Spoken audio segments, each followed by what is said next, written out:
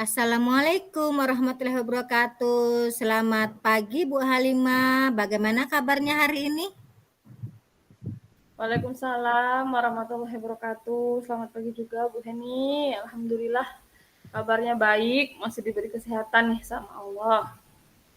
Amin. Terima kasih ya Bu Halimah sudah meluangkan waktunya hari ini. Walau cuma sebentar, Ibu Halimah pengen sharing tentang apa nih?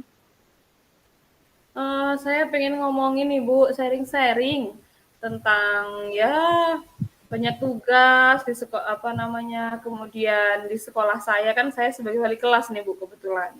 Nah di kelas saya ini ada anak laki-laki yang sering terlambat datang ke sekolah, terkadang sampai jam 8. Nah, dan itu sering kali dan saya merasa kebingungan nih Bu harus berbuat apa terhadap anak itu.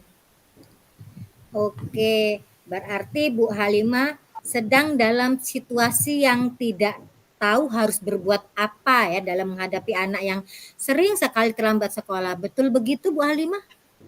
Iya, benar sekali Bu. Merasa bingung saya nih terhadap anak itu.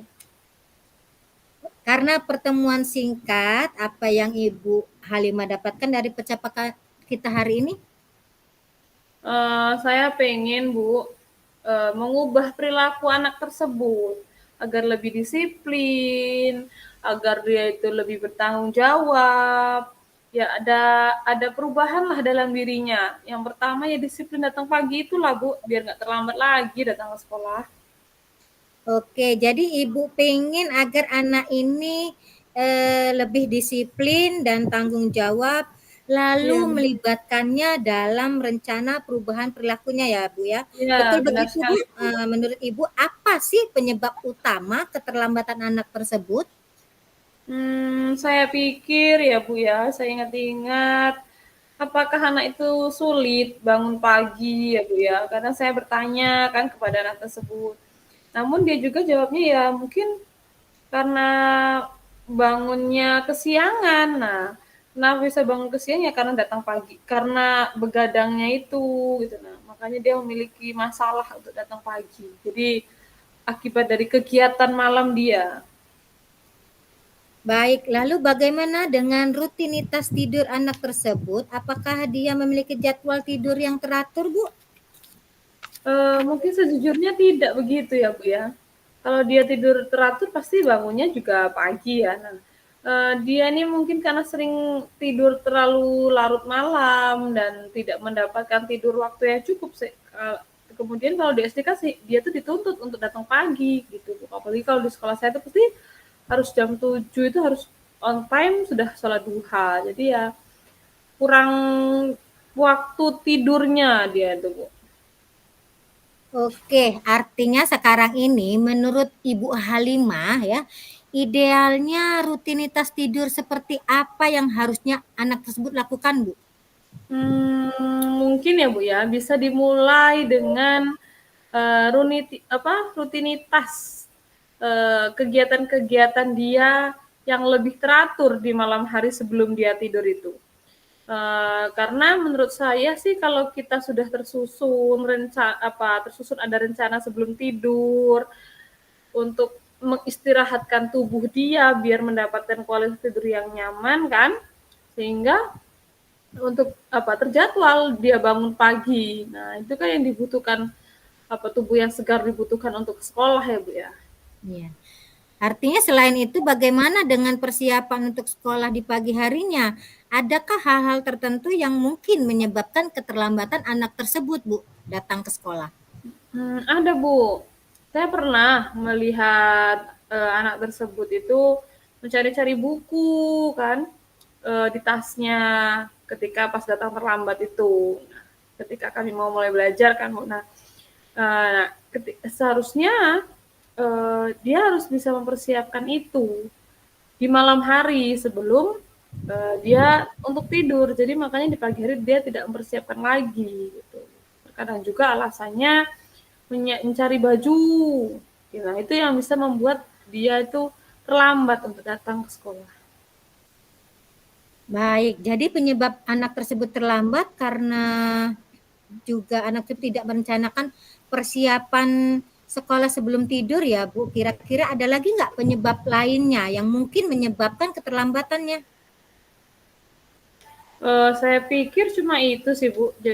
Jadi harus ada apa ya, rencana persiapan sebelum dia tidur agar tidak terlambat gitu. Saya pikir cuma itu masalahnya.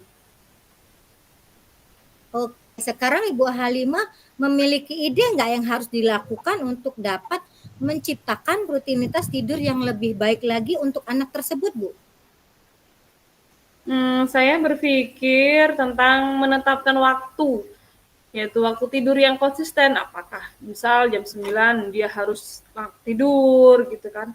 Jadi ada waktu yang tepat gitu untuk dia tidur, yang terus tiap malam dia lakukan.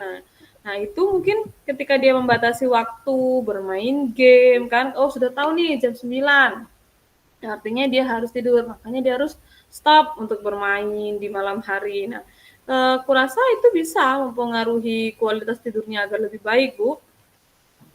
Iya. Lalu bagaimana ide Bu Halimah mengenai hal-hal yang perlu dipersiapkan di pagi hari sebelum tidur? Apakah ini mungkin dapat membantu anak tersebut lebih terorganisir, Bu Halimah? Pendapat Ibu bagaimana?